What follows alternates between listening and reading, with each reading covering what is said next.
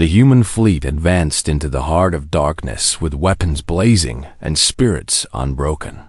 Captain No Yuna piloted the small vessel Dawn's Light at the front of the strike force, her hands steady on the controls, despite knowing she was unlikely to survive the next few hours behind her.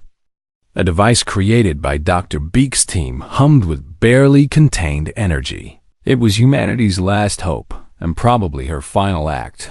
All strike vessels. This is Admiral Shin. The fleet commander's voice crackled through her communication system. The main fleet will draw the Silence's attention while you penetrate to its core, and we will give you as much time as we can. Understood, Admiral, Yuna replied. We will not waste the opportunity. The Silence sensed a human approach and turned its vast attention toward them. For a moment, Yuna felt something brush against her consciousness. An ancient hunger probing her mind for weakness, but her thoughts were too wild, too chaotic, too stubbornly human for the entity to grasp. The Silence recoiled in something like confusion. It cannot hold on to us, Yuna reported. Our minds are too noisy for it. Then make more noise, Admiral Shin ordered. Every human in this fleet, think the loudest thoughts you have ever had. Across thousands of vessels, humans began projecting their consciousness outward with deliberate intensity. They thought of love and hate and joy and grief. They remembered their families and their enemies and their dreams and their failures. They broadcast their humanity into the void with such force that the Silence trembled. No species had ever fought back like this. No prey had ever been so indigestible. Yuna pushed her vessel deeper into the darkness while the chaos provided cover around her. Other strike vessels fell silent as the Silence managed to consume their crews despite the interference. But enough ships survived to continue the mission. The core of the Silence was not what she expected. It was not empty or dark, but full of light. Billions upon billions of trapped consciousnesses swirling in an eternal prison. She could almost hear their voices crying out for release. I see them, she transmitted. All the beings the Silence has ever consumed. And they are still aware, and they are suffering. Dr. Beak's voice responded from the research vessel far behind the battle lines. The device will force the Silence to experience every consciousness it has absorbed simultaneously, she explained. Billions of minds all demanding freedom at the same moment. And the overload should tear it apart. Should, Yuna repeated. This is theoretical, Captain, because no one has ever done anything like this before. Yuna laughed despite everything. Then I suppose we will find out together. She pushed deeper into the core while the strike force fought to keep a path open behind. Her human vessels sacrificed themselves without hesitation, their crews vanishing into the Silence, but their defiance echoing long after they were gone at the very center. Yuna found something almost sad. The Silence's original consciousness, the ancient being that had begun this cycle of consumption millions of years ago, still existed at the heart of the entity. It was tired. It was afraid it had been dying for longer than most civilizations had existed, and it had consumed countless others in a desperate attempt to postpone its own end. For a moment, Yuna felt something like pity. Then she remembered the trillions of beings trapped within this ancient predator, aware and suffering for eternity, and her resolve hardened. This is Captain No Yuna of the human fleet, she announced. Knowing the Silence could hear her, you have fed on the galaxy for millions of years. But today that ends. She armed the device. We are humanity, and we do not let others suffer alone, not even those who deserve no mercy. And this is not vengeance, but release. She activated the weapon. The effect was instantaneous and overwhelming. Every consciousness the Silence had ever consumed suddenly experienced itself as an individual again. Billions of minds asserting their existence simultaneously. The entity convulsed as conflicting thoughts and emotions tore through its ancient structure. Yuna felt the trapped beings rushing past her. Finally free after eons of imprisonment, some paused to touch her consciousness with gratitude before fading into whatever peace awaited them. The silence screamed without sound, a psychic howl that echoed across the galaxy. Then it simply came apart, dissolving into scattered fragments that could never reassemble. Captain No. Yuna closed her eyes and let the wave of released consciousness carry her away. She had expected death, but instead she found something like peace. The ancient being at the silence's heart passed her as it finally achieved the end it had feared for so long. And in its final moment, she sensed something unexpected: gratitude. It too had been a prisoner, trapped by its own desperate hunger, and humanity had set it free. The battle was over. Admiral Shin surveyed the aftermath in stunned silence. The silence was gone, truly gone, and the galaxy was saved. Humanity had lost thousands of soldiers and dozens of ships, but they had accomplished what the entire Concord could not.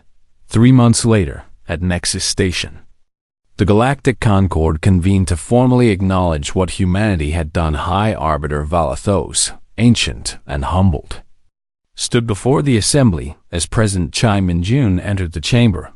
On behalf of the Galactic Concord, Valathos announced, "I formally rescind the isolation decree, and humanity is hereby granted full membership and a permanent seat on the High Council."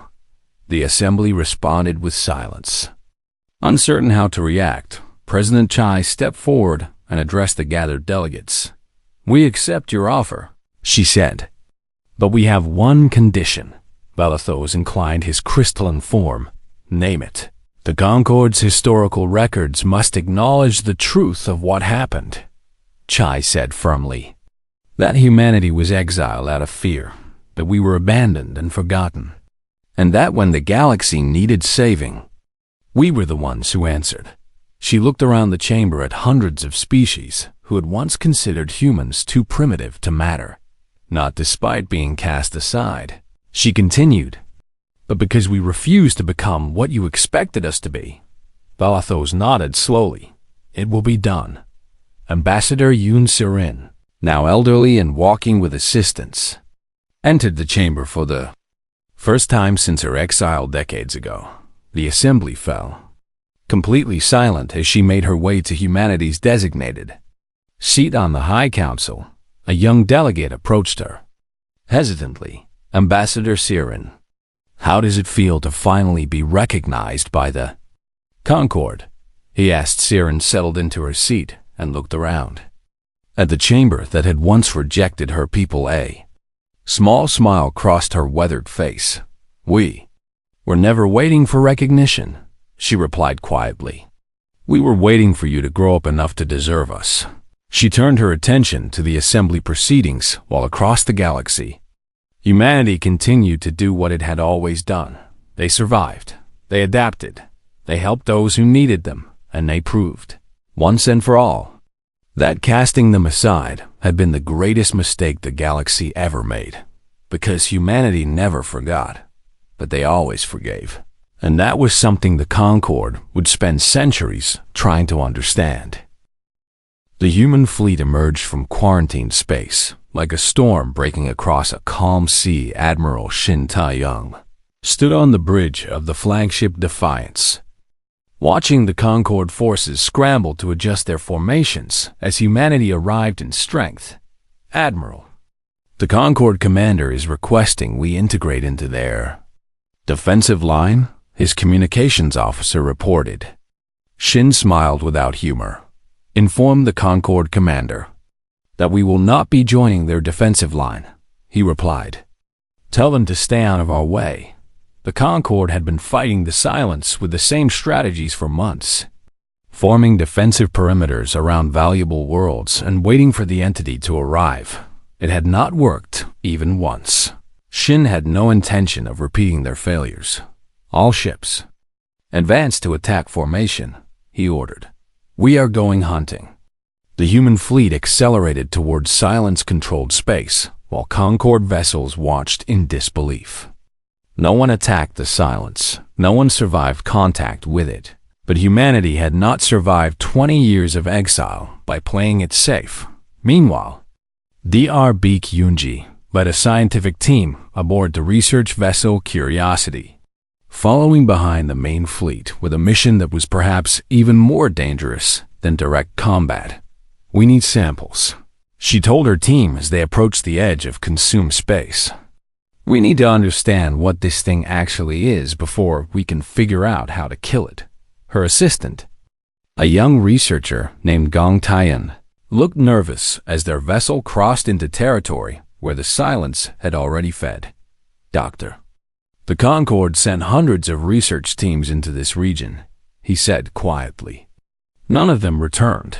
The Concorde sent researchers who expected to survive through caution and careful observation. Beek replied, "We are going to try something different." She activated the ship's modified sensor array, equipment that human scientists had developed specifically for this mission. "The silence consumes consciousness," she explained as the sensors began collecting data. "That is what our analysis of Concorde records suggests. And it does not destroy bodies or infrastructure because those are not what it wants. It eats minds," Taiyan said with horror. "Essentially, yes," Beek confirmed. "It feeds on sentient thought, on awareness itself. And the more complex and developed a consciousness is, the more attractive it becomes as a food source." The sensors detected something massive in the distance, a presence that defied normal measurement. The silence was not empty at all. It was full, impossibly full, packed with the absorbed consciousness of trillions of consumed beings. "By the stars," Taiyan whispered.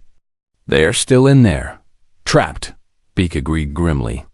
"Every being the silence has ever consumed is still aware somewhere inside it, unable to escape, unable to die." The revelation changed everything about the nature of their enemy. This was not just an invasion. This was eternal imprisonment, back at the front lines. Admiral Shin's fleet made first contact with the silence. The entity manifested as a wall of absolute darkness, swallowing light and matter with equal indifference. Concorde weapons had passed through it without effect.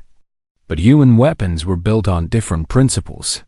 Fire Pattern Alpha. Shin ordered human vessels unleashed weapons that the Concorde had banned centuries ago. Reality-disrupting torpedoes that tore holes in the fabric of space itself. The silence recoiled. For the first time in its ancient existence, something had caused it pain. It felt that, Shin observed with satisfaction. "Continue firing and drive it back." The battle raged for hours, and the silence fought back with terrible power. Human ships were engulfed, their crews vanishing into the darkness. But the fleet pressed forward anyway. Every soldier who volunteered for this mission had known the risks. They fought not for survival, but for meaning. Dr. Beek's team analyzed data throughout the engagement, and the truth they uncovered was both horrifying and hopeful. The silence is not just a predator, Beek reported to Admiral Shin via encrypted transmission. It is a dying consciousness, ancient beyond measurement, and it began consuming other minds to sustain itself, to avoid true death. "Can it be killed?" Shin asked bluntly. "Possibly," Beek replied. "But there is something else you need to know." "Admiral," she transmitted her findings to the fleet command. "Human minds are nearly invisible to it," she explained. "Our consciousness is too chaotic, too emotional, too unpredictable for the silence to consume efficiently, and it considers us barely worth noticing." Shin understood immediately. "We can get close to it," he said. "Closer than any other species." "Exactly," Beek confirmed. "Human minds are noise to the silence, static that it filters out while searching for cleaner signals. And if we can exploit that advantage, we might be able to strike at its core." Admiral Shin looked at the tactical display, where human ships continued their impossible assault against cosmic darkness. "What do you need?" he asked volunteers. Beek said quietly, "Humans willing to enter the silence itself and carry a weapon to its heart." A suicide mission. Almost certainly. Shin nodded slowly. How many volunteers do you need? The answer came before Beak could respond across the fleet. Soldiers and civilians alike began transmitting their names to the mission roster. Within hours, over 50,000 humans had volunteered to fly into certain death for a chance to save a galaxy that had rejected them. Shin watched the names scroll across his display and felt something he had not experienced in years prior. Humanity never does anything small, he murmured to himself. He opened a fleet-wide channel. All personnel. This is Admiral Shin speaking, he announced. Tomorrow we begin the final operation, and we are going to fly directly into the heart of the silence. And we are going to kill it or die trying. He paused. The galaxy cast us aside because they thought we were too dangerous, too unpredictable, too human, and tomorrow we prove them right. Because we are all of those things. And that is exactly why we are going to win. The fleet roared its approval. Tomorrow they would face the darkness. And the darkness had no idea what humanity was capable of when it had nothing left to lose. Quorth had prepared herself for many things during her journey through the quarantine barrier. She had expected to find a diminished humanity. Weakened by 20 years of isolation and limited resources, she had expected primitive technology, struggling infrastructure, and a desperate population eager for any contact with the outside galaxy. What she found instead left her completely speechless. The human orbital shipyards around Earth stretched for thousands of kilometers. Massive industrial complexes that dwarfed anything the Concorde possessed warships of unfamiliar design, patrolled in perfect formation, their hulls bristling with weapons that her sensors could not even identify, and everywhere she looked, there was activity and purpose and strength. Concorde vessel. You are cleared for approach to Diplomatic Station 14, a human voice announced through her communication system. Please maintain your current trajectory and do not deviate, Quorth complied. Her avian eyes wide as she passed through formations of human vessels that regarded her tiny diplomatic ship with obvious suspicion. These were not the desperate primitives the Concorde had expected to find. These were warriors. President Chai Minjun received her in a meeting room that was simple and functional. Nothing like the elaborate chambers of the Concorde assembly. The human leader sat across from Quorth with a neutral expression. Flanked by military and scientific advisors, Delegate Quorth, Chai said calmly. The Concorde has not attempted contact with humanity for 20 years. So I assume this visit means something significant has changed. Quorth felt her feathers flatten against her body in the avian equivalent of nervousness. President Chai. I bring a message from the High Arbiter and the Galactic Concorde, she said. We are facing a threat that we cannot defeat alone, and we have come to request humanity's assistance. The human advisors exchanged glances, and Quorth saw something dangerous flicker in their eyes. It was not surprise. They already knew. Tell me about this threat. Chai said. Quorth activated her data device and projected recordings into the center of the room. Images of devastated worlds appeared. Empty cities and silent landscapes where millions had lived only days before. We call it the silence, she explained. It has been spreading through the outer rim for 2 decades. And in the past year alone, it has consumed over 60 member worlds. How many casualties? One of the human advisors asked. We do not know the exact number, Quorth admitted. But estimates suggest at least 12 billion sentient beings have vanished. The room fell quiet. Vanished, Chai repeated. Not killed. That is the most disturbing aspect, Quorth said. There are no bodies, no remains, and no evidence of violence at all, because the population simply ceased to exist. She showed recordings of Concorde fleets engaging the silence.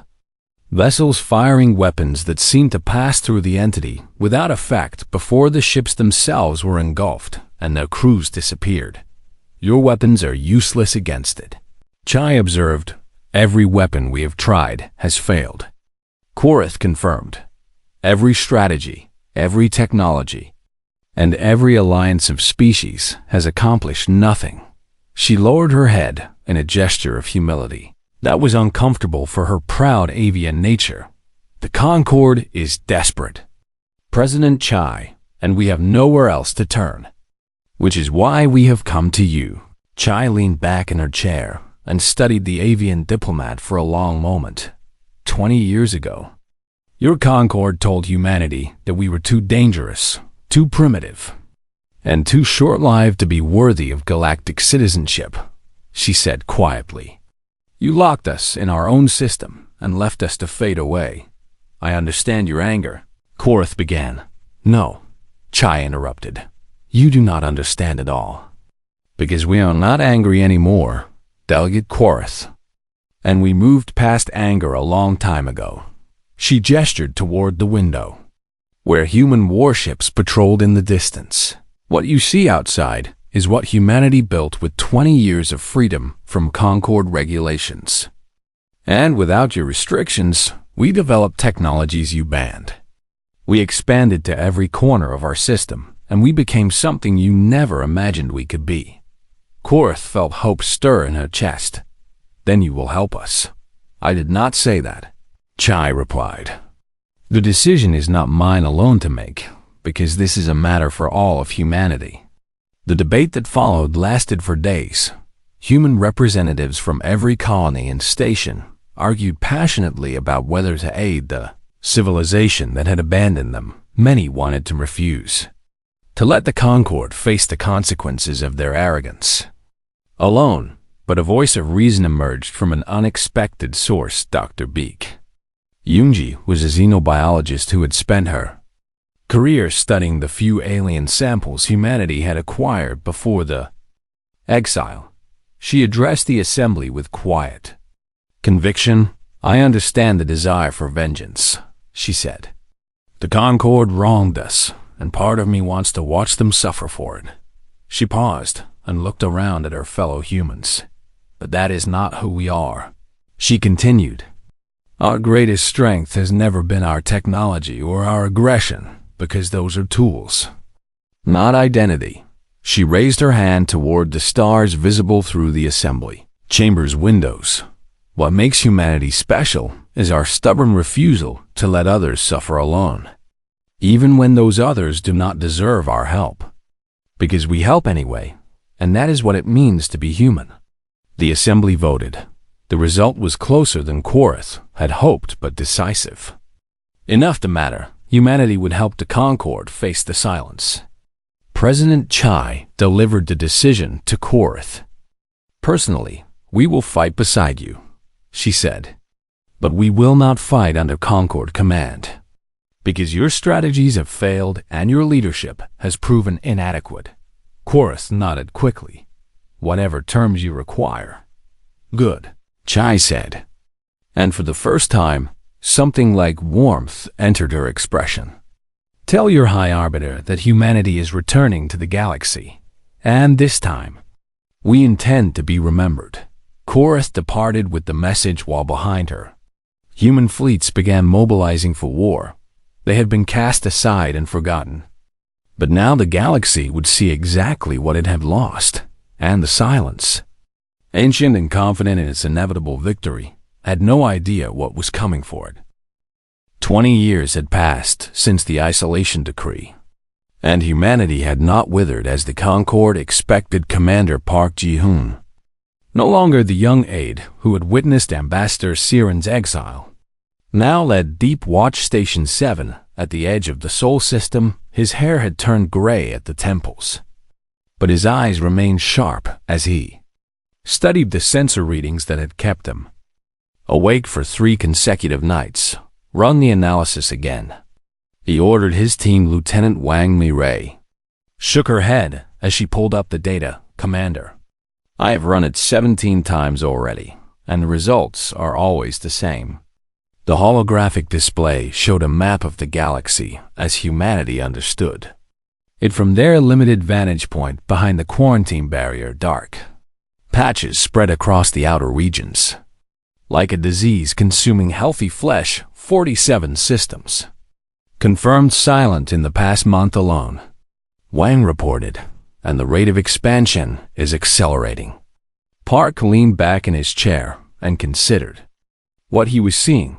The darkness that Ambassador Siren had first detected 2 decades ago had never stopped spreading. It had simply grown too large to ignore. Has there been any communication from the Concord? He asked. None, Wang replied. The barrier blocks all transmissions, and they have not attempted contact since the decree was enacted. Park nodded grimly. The Concord had locked humanity away and thrown away the key. Content to forget that the troublesome short-lived species even existed. But humanity had not forgotten them in the 20 years since isolation. The human race had transformed itself completely, without Concord regulations limiting their technology. Human scientists had pursued research paths that the galactic community had banned millennia ago: genetic enhancement, artificial intelligence integration, weapons development that would have horrified the peaceful council races. The Sol system now housed 15 billion humans spread across Earth, Mars, the asteroid colonies, and the moons of Jupiter and Saturn. Their ships were faster than anything they had possessed before the exile. Their weapons were more powerful, and their determination to survive had only grown stronger with each passing year. Commander, a communications officer called out. We are receiving a priority transmission from Earth Command. Park turned his attention to the incoming message. President Chai Minjun appeared on the display. Her expression grave. Commander Park, I am contacting all Deep Watch stations with the same orders, she said. We have detected a breach in the quarantine barrier. Park sat up straight in his chair. A breach. Madam President, and of the Concord finally attempting contact. It appears so, Chai replied. A single diplomatic vessel has entered Sol space and is requesting permission to approach Earth. And they claim to be carrying an urgent message for humanity. Park felt a cold smile spread across his face. After 20 years of silence, they want to talk. Indeed, Chai said. I want you to monitor all activity near the barrier and report anything unusual. Because if this is some kind of trick, we need to be prepared. Understood. Madam President, the transmission ended, and Park turned to his crew. You heard the orders.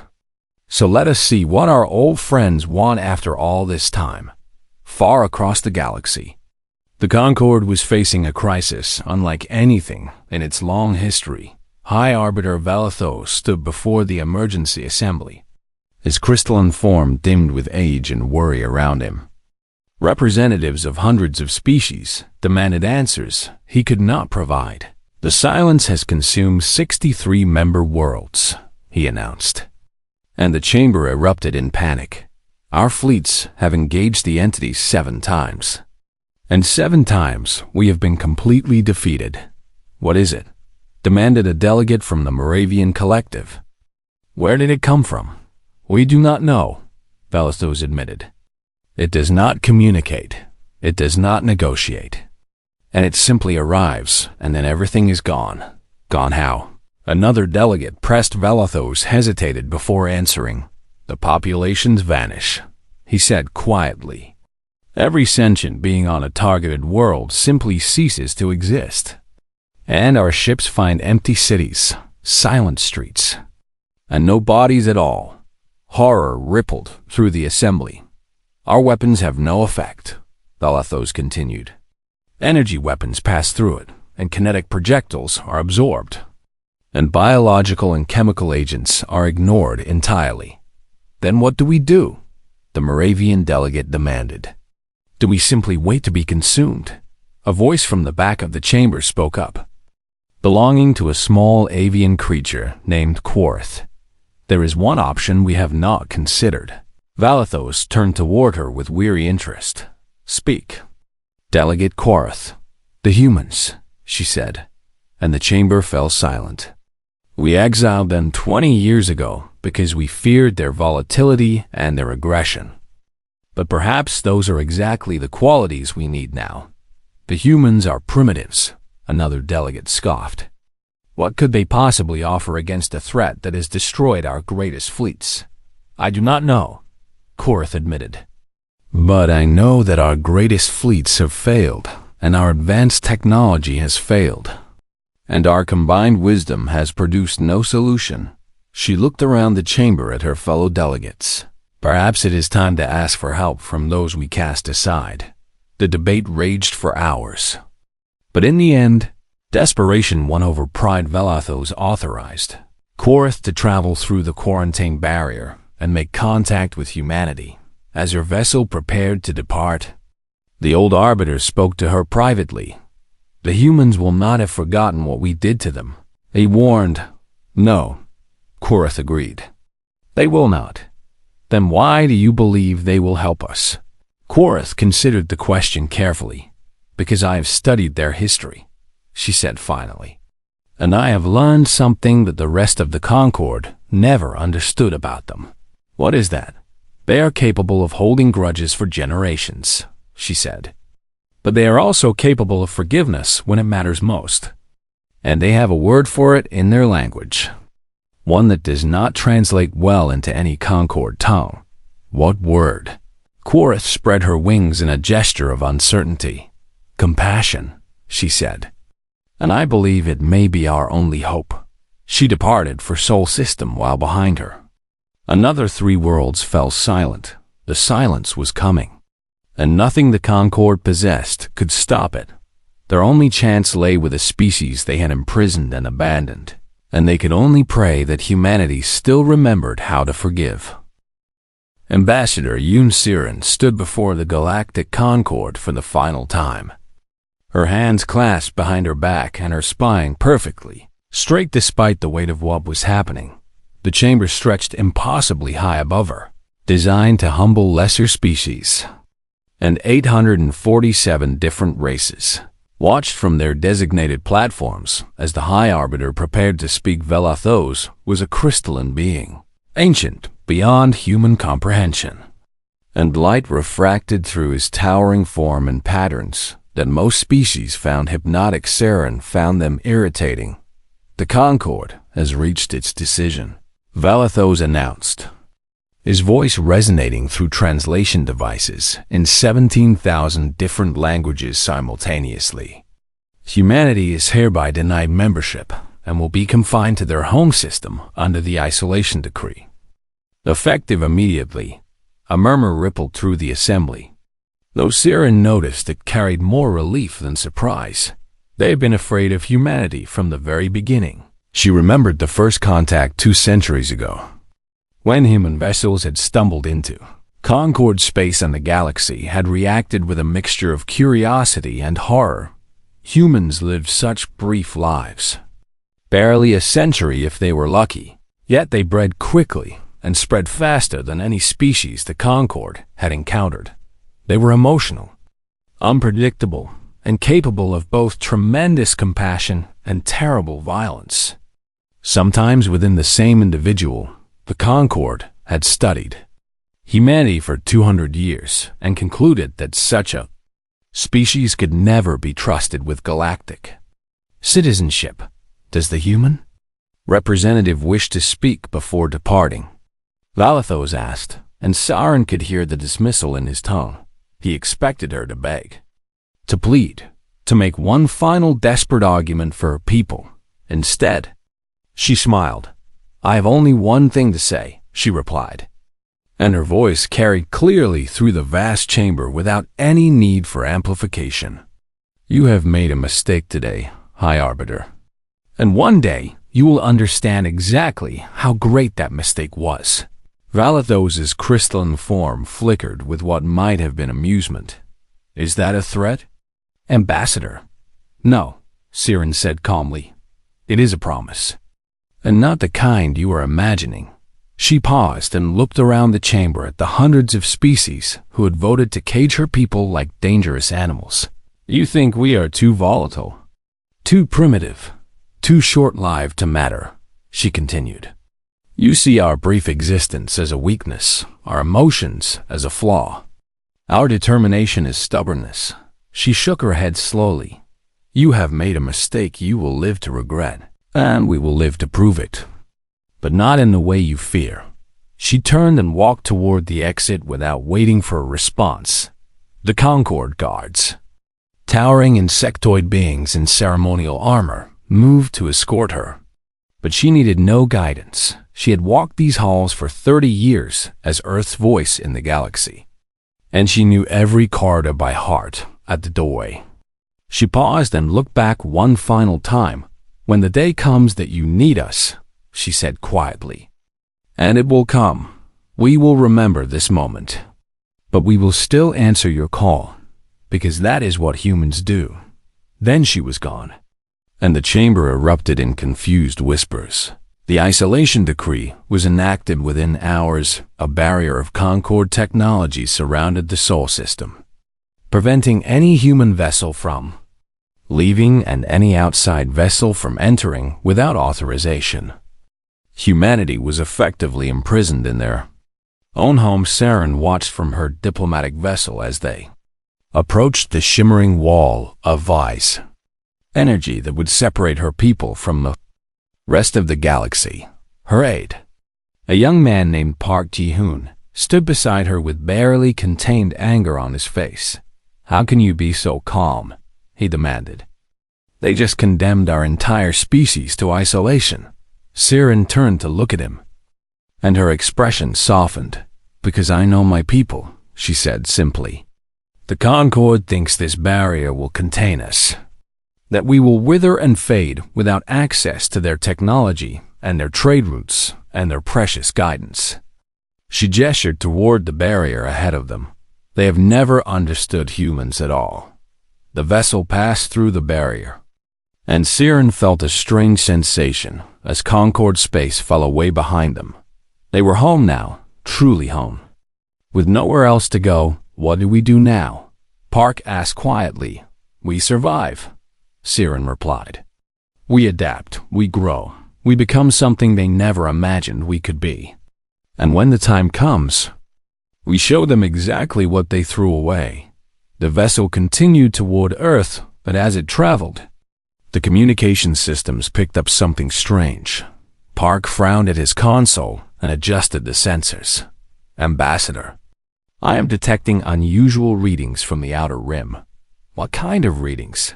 Park shook his head in confusion. Absence, basically. And several star systems that should be transmitting normal signals are completely silent. Siren moved to look over his shoulder. The star charts showed a clear pattern. A line of darkness spreading slowly but steadily through the galaxy's edge. Systems that had been active days ago now showed nothing at all. Is it a malfunction? She asked. Negative. And I have confirmed with 3 separate sensor arrays, Park replied, his voice growing worried. Those systems are not just quiet, Ambassador, but they are gone, and there is nothing there anymore. Siren stared at the spreading darkness and felt something cold settle in her chest. The Concord had just locked humanity away from the galaxy, believing them to be the greatest threat to stability and peace. But as she watched those distant stars go dark one by one, she wondered if something far worse was already on its way. Log everything, she ordered quietly, and send the data to Earth Command with my personal encryption. What should I tell them? Siren watched another system wink out of existence on the display. Tell them the galaxy may have bigger problems than humanity, she said, and tell them to prepare. Because whatever is out there will eventually reach the Concord, and when it does, they will remember what they did to us today. Park nodded and began transmitting. The vessel continued its journey home while behind them. Beyond the barrier, the darkness continued to spread. The Concord celebrated their successful containment of the human threat. completely unaware that they had just trapped their only hope behind an impenetrable wall and in the vast emptiness between stars. Something ancient stirred and turned its attention toward the bright, busy center of the galaxy, where so many minds waited to be consumed. The silence was patient. It had fed on countless civilizations across millions of years. And it could wait a little longer, but soon, very soon, the galaxy would learn what true darkness looked like. And when that day came, they would desperately wish they had not cast humanity aside.